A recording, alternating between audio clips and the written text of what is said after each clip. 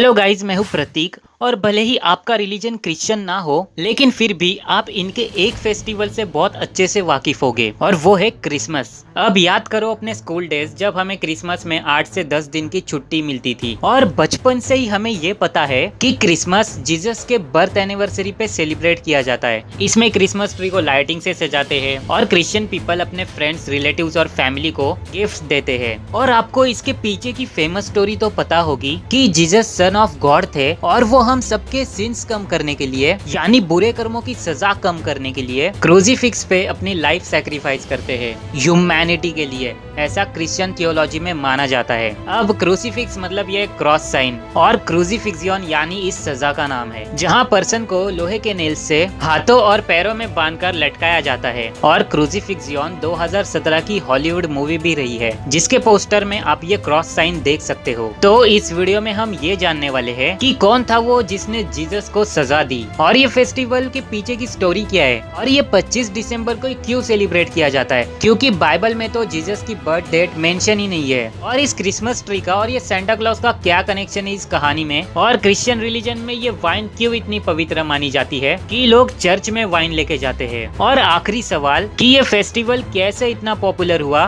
कि क्रिसमस पूरा ये वेकेशन बन जाता है पूरे वर्ल्ड में। तो आइए जानते हैं इसके पीछे की कहानी। तो इसकी शुरुआत होती है 4 से 6 BC में, यानी फर्स्ट सेंचुरी शुरू होने से 4-5 साल पहले की बात है। नाजरेत नाम का एक टाउन था लैंड ऑफ इजराइल में। और आप सुन के चौंक जाओगे कि जीसस का बर्थ यही जगह पे हुआ था जहां आज इजराइल पैलेस्टाइन वॉर चालू है। और आपको पता होगा कि इजराइल में आज भी 75% लोग तो जेविश लोग हैं, और उस टाइम 2000 साल पहले भी जेविश लोग ही रहते थे, यानी क्रिश्चियन रिलीजन फॉर्म होने से पहले जीसस के पेरेंट्स जेविश होते हैं। अब हम अपनी कहानी पे आते हैं। तो होता ये है कि नाजरेत टाउन में मैरी और जोसेफ नाम के कपल रहते हैं। इनकी एंगेजमेंट हाल ही में हुई रहती है, और इनकी अभी तक शादी नहीं हुई होती, यानी दोनों भी वर्जिन होते हैं। और स्टोरी में आगे एक ट्विस्ट है। तो आपको मैं एक बात क्लियर कर दूं कि ये स्टोरी में अपने मन से नहीं बता रहा, ये गॉस्पेल्स में लिखी गई है। यानी जैसे हमारे रिलीजन में होली बुक्स को ग्रंथ बोलते हैं, वैसे क्रिश्चियन में इन्हें गॉस्पेल्स बोलते हैं। यानी इनकी फेमस बुक बाइबल भी एक गॉस्पेल ही है। तो मैं बात कर रहा हूँ लूक और मैथ्यू गॉस्पेल्स की। लूक के गॉस्पेल में लिखा है कि मैरी हो जाती है प्रेग्नेंट वर्जिन होकर भी, और एक एंजल गैब्रियल नाम की मैरी को मैसेज देने आती है कि डरो मत, तुम एक बेटे को जन्म देने वाली हो, और इसका कोई इंसान फादर नहीं है, ये एक पावरफुल मिरेकल है। इसका नाम जीसस है और ये सन ऑफ गॉड है। और इसके कंफर्मेशन के लिए एंजल बोलती है कि तुम्हारी रिलेटिव एलिजाबेथ जो कि बैरन थी, वो भी प्रेग्नेंट है। बैरन मतलब जो कभी माँ नहीं बन सकती। तो इस पर मैरी एंजल को रिप्लाई देती है, I am the lord servant, may your words to me be fulfilled. और फिर एंजल चली जाती है। और जो मैथ्यू की गॉस्पेल है, इसमें ये बताया गया है कि मैरी तो प्रेग्नेंट हो जाती है, और उसके होने वाले हस्बैंड जोसेफ को ये पता चलता है कि मैरी शादी से पहले ही प्रेग्नेंट है। तो वो सोचता है कि एंगेजमेंट ही तोड़ देगा मैरी के साथ। लेकिन उसके ड्रीम्स में ये एंजल आती है और सब बता के जाती है, जिससे कि वो अपनी शादी को आगे बढ़ाता है। और इस टाइम पे रोमन एम्पायर का राज होता है पूरे इजराइल पे, और इनका किंग होता है किंग हेरोड। ये ऑर्डर देता है कि सेंसस किया जाए, मतलब जनगणना की जाए इस टाउन की, और जो 2 साल से छोटे बच्चे हैं इन सबको मार दिया जाए। तो मैरी को कभी भी बच्चा हो सकता था, और होते ही उसे मार भी दिया जाता। तो मैरी और जोसेफ नाजरेत टाउन छोड़ के इजिप्ट के बेथलेहम टाउन में जाते हैं, और जीसस का जन्म बेथलेहम टाउन में होता है। इनकी स्पेसिफिक बर्थ डेट या ईयर मेंशन नहीं किया है, लेकिन माना जाता है कि वो 4 से 6 BC में हुए है। अब कुछ साल बाद किंग हेरोड मर जाता है, और ये दोनों छोटे से जीसस को लेके वापस नाजरेत टाउन में लौट जाते हैं। और जीसस इसी टाउन में बड़े होते हैं, और जब वो 30 साल के होते हैं तब उनका पब्लिक के लिए काम शुरू होता है। और जॉन द बैप्टिस्ट नाम का एक धार्मिक इंसान होता है, वो जीसस को जॉर्डन नदी में बैप्टाइज कराते हैं। यानी जैसे इंडिया में कैसे गंगा स्नान किया जाता है पवित्र होने के लिए, उसी को बैप्टाइज बोलते हैं। अब इसके बाद जीसस के लाइफ में एक बड़ा ट्रांसफॉर्मेशन आता है। वो लोगों को सिखाने लगते हैं स्पिरिचुअल लाइफ के बारे में और उनके फॉलोअर्स बढ़ने लगते हैं। अब बाकी के रिलीजियस लीडर्स जीसस से नफरत करने लगते हैं जीसस की पॉपुलैरिटी को देखकर, क्योंकि जीसस लव और फॉरगिवनेस की राह पर चलते हैं जो लोगों को काफी पसंद आती है। और बाकी के लीडर्स को ये डर लगता है कि उनके रूल्स और रिलीजियस कंट्रोल कहीं खत्म ना हो जाए। तो अब जो ये धार्मिक नेता होते हैं ये बहुत बड़ी साजिश रखते हैं जीसस के खिलाफ। ये क्या करते हैं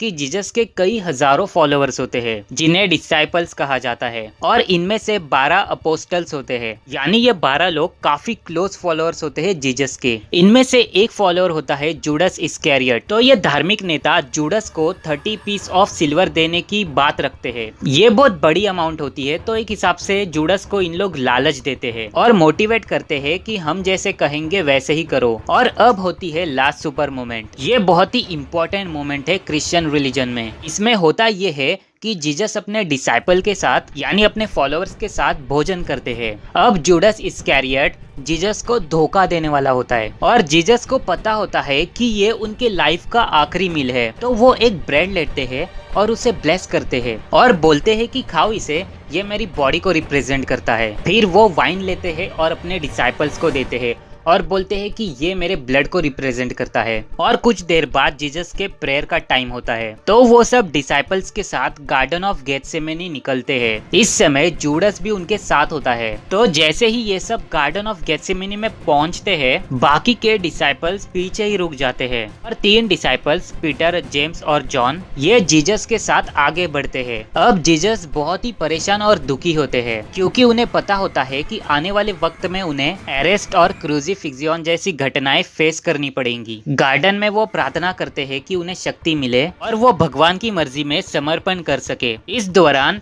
जूडस इस्कैरियोट एक ग्रुप के साथ पहुंचता है। उसका लक्ष्य होता है कि धोखे से जीसस को गिरफ्तार करवाना। और इस जूडस का मास्टर प्लान तो देखो, वो अपने सैनिकों से कहता है जिसको मैं चूमूंगा यानी किस करूंगा उसे पकड़ लो और अरेस्ट कर लो। फिर जूडस जीसस के पास जाता है, उनके गाल पे किस करके सिग्नल देता है अपने सैनिकों को कि इसे कस्टडी में ले लो। और फिर क्या होना था, जीसस गिरफ्तार हो जाते हैं और फिर उन्हें रोमन अथॉरिटी के पास लेके जाते हैं, जहां पॉन्टियस पायलट नाम का गवर्नर होता है। और ये गिरफ्तारी जूडस से करवाई जाती है इन धार्मिक नेताओं के द्वारा। अब जीसस पे ये धार्मिक और राजनीतिक इल्जाम लगाया जाता है कि वो जेव्स का राजा होने का दावा करता है, हमारे रूल्स को खत्म करना चाहता है और खुद के फॉलोअर्स बढ़ाना चाहता है। अब ये जो गवर्नर पॉन्टियस पायलट है, ये जीसस को कुछ सवाल करता है, लेकिन गवर्नर को जीसस की कोई बड़ी गलती नहीं लगती। वो कई बार जीसस को छोड़ने की ट्राई करता है, लेकिन उसे भी पब्लिक का और धार्मिक नेताओं का प्रेशर होता है। अब गवर्नर पायलट जीसस को यहाँ पर लास्ट ट्राई करके निर्दोष ठहराने की कोशिश करता है। वो बराबस के साथ जीसस को कंपेयर करता है। बराबस एक कैदी होता है।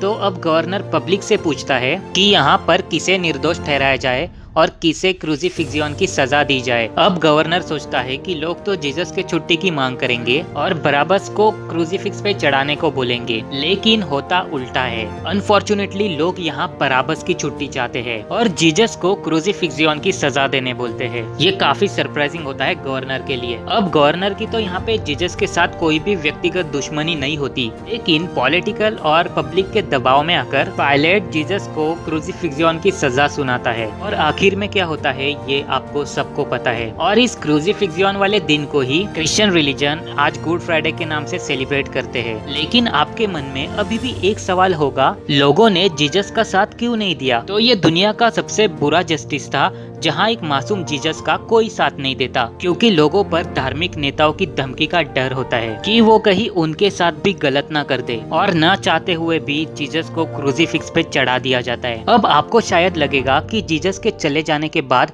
कहानी तो यहाँ पे खत्म हो जाती होगी, लेकिन क्रिश्चियंस की असली कहानी तो यहाँ से शुरू होती है, क्योंकि अब 5 बड़े बड़े मोमेंट्स होते हैं। पहला तो बरियल मोमेंट, जहाँ जीसस की बॉडी क्रूसीफिक्स से निकाली जाती है और एक टॉम्ब में प्लेस की जाती जाती है। दूसरा इम्पोर्टेंट मोमेंट होता है रेजरेक्शन, यानी जीसस के क्रूसीफिक्शन के 3 दिन बाद जीसस उठ जाते हैं अपने टॉम से, और इस दिन को क्रिश्चियन रिलीजन में ईस्टर फेस्टिवल के नाम से सेलिब्रेट किया जाता है, जिसे विक्ट्री ओवर डेथ भी बोलते हैं। इसके बाद तीसरा मोमेंट होता है पोस्ट रेजुरेशन, जहाँ जीसस अपने डिसाइपल्स और फॉलोअर्स से कई बार मिलने आते हैं। और इसके बाद चौथा मोमेंट होता है एसेंशन मोमेंट, जहाँ जीसस डिसाइपल्स के साथ 40 दिन बिताते हैं और फिर स्वर्ग में चले जाते हैं। और आखिरी मोमेंट है formation of early Christian community, यानी क्रिश्चियन रिलीजन का जन्म। तो अब आपको पता चला होगा कि क्रिश्चियन रिलीजन में वाइन और ब्रेड क्यों इतना इम्पोर्टेंट है। अब ये सब तो ठीक है, लेकिन क्रिसमस ये फेस्टिवल कैसे बना?